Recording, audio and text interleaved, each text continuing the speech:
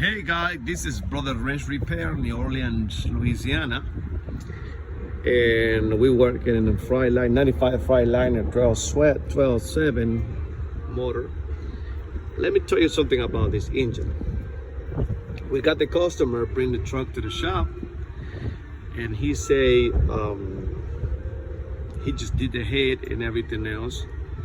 You know, the problem this truck has, the only way you can start this truck is with ether.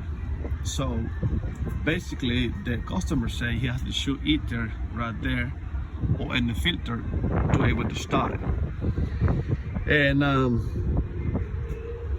nobody can figure out what's going on. And they bring it to the shop, we put a computer, we got the code, TLC sensors missing, and and you expect the sensor is bad, but when we look at it, you know, we check the codes, we check everything else with the computer and diagnostic, and we find out, you know, the sensor's not the problem. We replace two sensors. Trucks do the same. So we went to the next steps. We think about is the valve the problem, and we calibrate the valves and the injectors too, according to the specifications of the truck. You know, they tell you right here, exhaust 6 millimeters and 203, and injectors they tell you 7.8.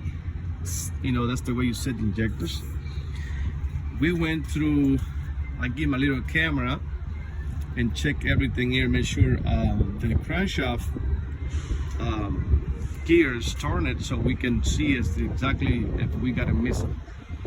So we went to next step, you know, check the pump, the fuel pump. We check the fuel pump, we put a gauge over here and see exactly what pressure we got. We got a good reading pressure according to the book. We went in the back, has got a check valve over there, and we check the check valve, everything's worked perfect. Not only that, in that line over there, we take it off. When we take it off, we put a clear hose, so make sure we're not having no air. So the next step, we did all that test and all that. I still don't want to crack. So we replaced the pump, you know, and see exactly if the pump is the problem. So we went to the next steps. We went to change the O-rings and injectors. They're so tight and they're leaking inside. We pressurized the fuel line in the head, pressure line with a gauge. Make sure we got any leak. It's not the case. So we went and replaced two different computers, you know, the ECM, and we checked power for the five-way connector.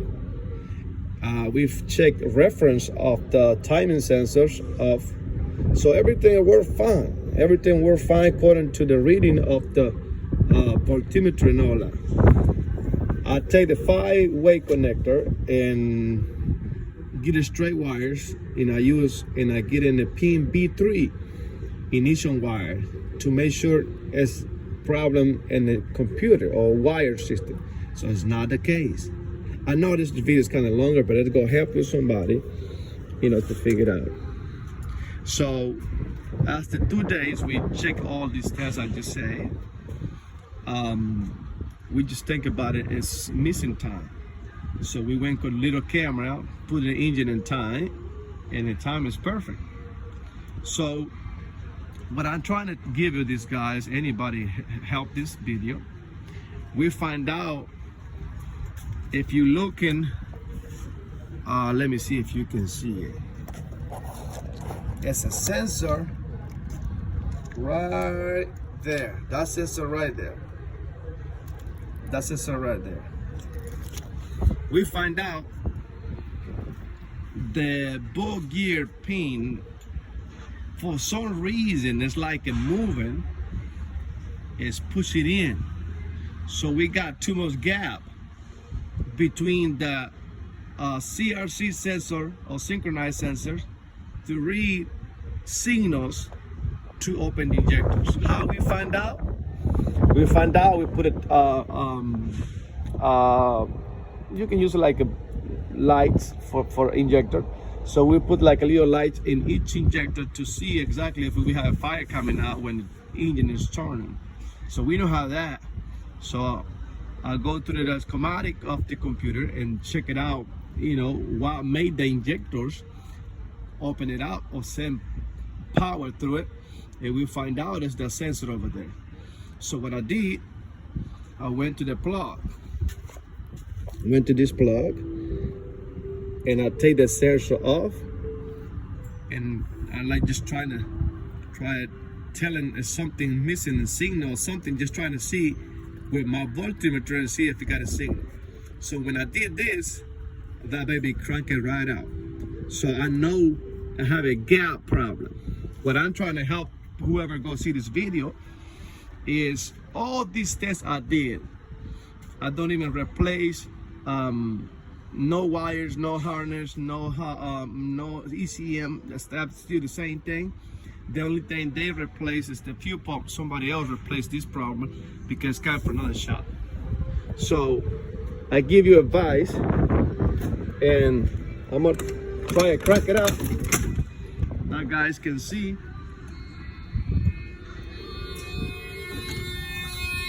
You guys can see, you know how everything works.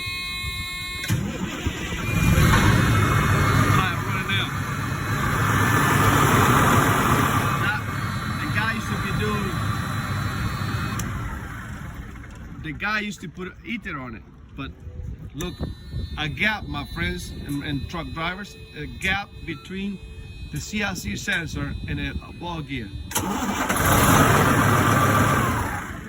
So I hope this video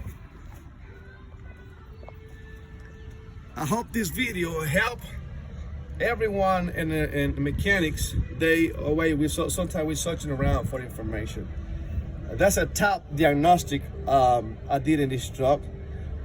We do this for Living Brothers Rest Repair in New Orleans, Louisiana. But if this video help you, please subscribe. Okay, we put a kind of these videos in there. Anybody give me opinions? It's a harness, it's injectors, it's a ECM, it's a wire harness, it's injector harness. But just what? We don't even replace nothing. So take your time and spend your time and do diagnostic, because you know, when you own business, customer don't want to see you replace part, you know, replace injectors, replace this, replace that, and the customer don't see results. So my advice to you is take your time, book a schematic, check everything in there, make sure everything's right. So this is Brother Rest Repair, a top diagnostic. That's what I'm gonna call him, top diagnostic in this 12.7 Dittroy engine. So God bless.